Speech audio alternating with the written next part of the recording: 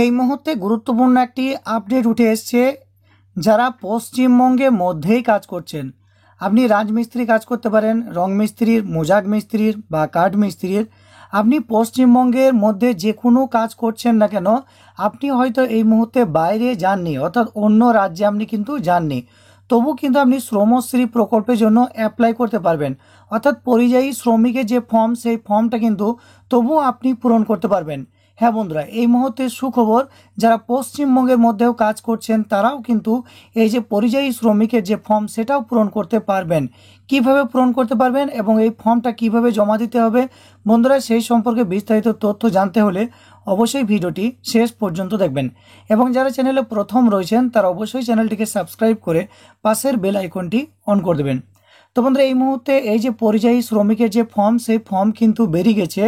যারা এই মুহূর্তে অন্য রাজ্যে কাজ করছেন এবং আপনারা যদি এই মুহূর্তে বাড়ি ফিরে চলে এসেছেন, তাহলে আপনারা কিন্তু এই ফর্মটা পূরণ করতে পারেন। এছাড়াও যারা পশ্চিমবঙ্গের মধ্যেই যারা কাজ করছেন, তারাও কিন্তু এই ফর্মটা পূরণ করতে পারবেন। তাদের জন্য কিন্তু এখানে একটা অপশন রয়েছে, তারা কিন্তু এই অপশনটা তাদেরকে ফিল আপ করতে হবে এই ঘরটা, তাহলে তারাও কিন্তু এই ফর্মটা ফিল আপ করতে পারবেন। তো প্রথম থেকে আপনাদেরকে দেখিয়ে দিয়েছি এই ফর্মটা আপনারা কিভাবে পূরণ করবেন। যারা বাইরে রয়েছেন, যারা বাড়ি এসেছেন, তাদেরকেও ফিল আপ করতে হবে, এবং যারা এখানে কাজ করছেন তারাও কিন্তু এই ফর্মটা ফিল আপ করতে পারেন। তো প্রথমেই ফর্ম ফিল আপের সময় এখানে দেখুন প্রথমেই উল্লেখ করা রয়েছে যে আবেদনকারীর নাম, অর্থাৎ আপনার কি নাম রয়েছে প্রথমে আপনি লিখে দেবেন। 2 নম্বরে রয়েছে মোবাইল নাম্বার, অর্থাৎ আপনার যে মোবাইল নাম্বার রয়েছে সেটা লিখবেন।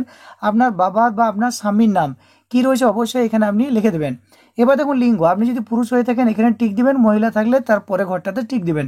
আপনার ধর্ম কি রয়েছে, ইসলাম ধর্ম নাকি হিন্দু ধর্ম, সেটা কিন্তু আপনি এখানে লিখবেন।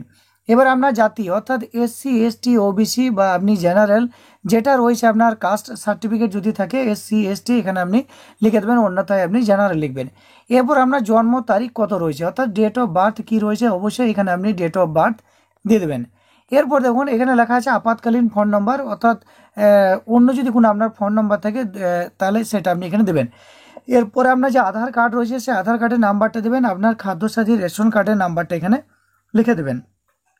এরপরে আপনার যে ভোটার কার্ড রয়েছে সেই ভোটার কার্ডের নাম্বারটা এখানে লিখে দেবেন। তারপর আপনার ঠিকানা কি রয়েছে, অর্থাৎ আপনার মহকুমা কি রয়েছে, এসডি অফিস সেটা আপনি লিখবেন। আপনার ব্লক, মিউনিসিপ্যালিটি কর্পোরেশন কি রয়েছে সেটা লিখবেন, গ্রাম পঞ্চায়েত কিংবা ওয়ার্ড, থানা, পিন নাম্বার পরপর আপনি লিখে দেবেন। এবারে সবচেয়ে যেটা গুরুত্বপূর্ণ বিষয় সেটা হচ্ছে এখানে দেখুন কর্মক্ষেত্রের ঠিকানা।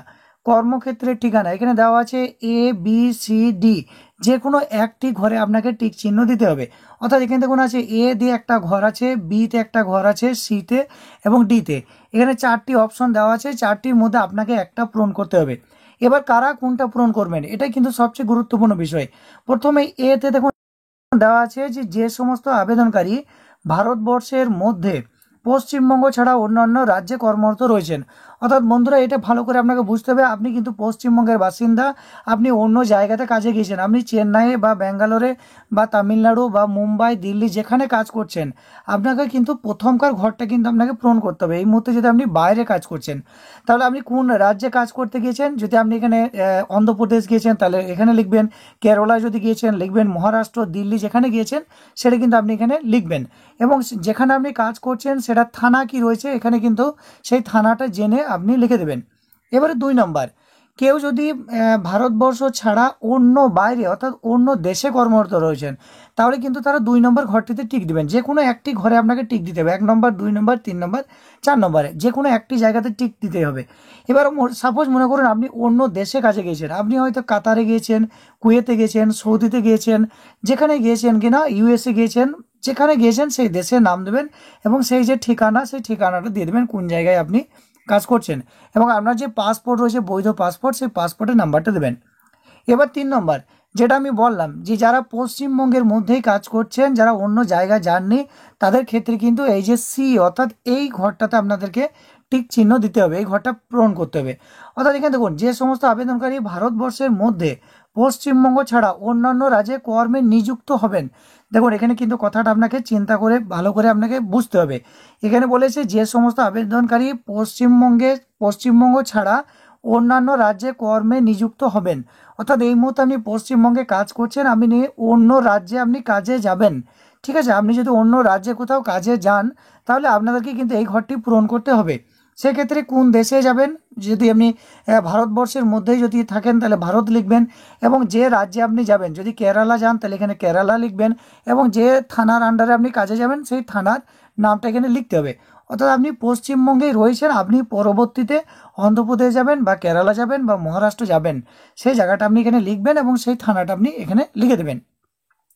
এরপরে যারা হয়তো ভারতেই রয়েছেন বর্তমানে কিন্তু অন্য দেশে কর্মরত হবেন, অর্থাৎ অন্য দেশ কিন্তু আপনি যাবেন, সেক্ষেত্রে আপনি এখানে দেশের নাম লিখবেন এবং সেখানে কোথায় যাবেন সেটা ঠিকানা লিখবেন, এবং পাসপোর্টের এখানে যে পাসপোর্ট সেই পাসপোর্টের নাম্বারটা দিয়ে দেবেন। তো এরপরে দেখুন আপনি কি কাজ করছেন, সেই কাজের বা কী কাজে আপনি যাবেন তার উপর যে কোনো একটা টিক চিহ্ন দেবেন, এখানে কাজের নামগুলি আপনি দেখে দেবেন। এবং এখানে আপনি বাইরে যাওয়ার দিন, আপনি কবে বাইরে যাবেন, অবশ্যই যারা পশ্চিমবঙ্গে রয়েছেন আপনি হয়তো বাইরে যাবেন, কবে যাবেন সেই ডেটটা আপনাকে দিতে হবে, এবং আপনি বাইরে কত টাকা পারিশ্রমিক পাচ্ছেন বা কত টাকা বেতন সেটা কিন্তু পরপর দিতে হবে। এরপরে 5 নম্বর যে কলমটা আছে দেখুন, আপনাকে যে কাজে লাগিয়েছে, আপনি যে জায়গাতে কাজে যাচ্ছেন বা কাজে আপনি রয়েছেন এই মুহূর্তে, সেই ব্যক্তি কোন ব্যক্তিকে আপনাকে কাজে লাগিয়েছে বা কোন এজেন্টের মাধ্যমে কাজে লেগেছেন সেই এজেন্টের নাম লিখবেন, মোবাইল নাম্বার লিখবেন এবং এজেন্টের ঠিকানা লিখবেন, এবং আপনাকে কে নিয়োগ করেছে, আপনাকে কে কাজ দিয়েছে তার নাম লিখবেন, ফোন নাম্বার লিখবেন এবং নিয়োগকর্তার ঠিকানা। পরপর পরপর আপনাকে কিন্তু এই তথ্যগুলো লিখতে হবে। এরপর আপনার ব্যাংকে যে ডিটেল রয়েছে, কোন ব্যাংকের অ্যাকাউন্ট, ব্যাংকের নাম, অ্যাকাউন্ট নাম্বার, ব্রাঞ্চের নাম, আইএফসি কোড, এগুলি পরপর পরপর আপনি লিখে দেবেন।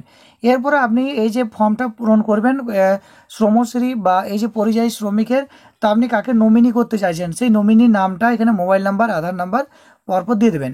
এরপরে আপনার যে খাদ্যসাথী রেশন কার্ড রয়েছে তার নাম্বার দেবেন, এবং খাদ্যসাথী রেশন কার্ডটা কী রেশন কার্ড সেটা কিন্তু আপনি লিখে দেবেন। আপনার পরিবারে কতজন সদস্য রয়েছে পরপর লিখবেন, তাদের বয়স, তাদের আধার নাম্বার, তাদের সঙ্গে কী সম্পর্ক লিখে দেবেন। এরপরে কী কী কাগজ লাগবে অবশ্যই এটা আপনি দেখে নেবেন, এবং এছাড়াও আমার চ্যানেলে ভিডিও রয়েছে এই নিয়ে কী কী কাগজ লাগবে সেগুলো আপনি দেখে নিয়ে আপনি কিন্তু জমা দিয়ে দেবেন।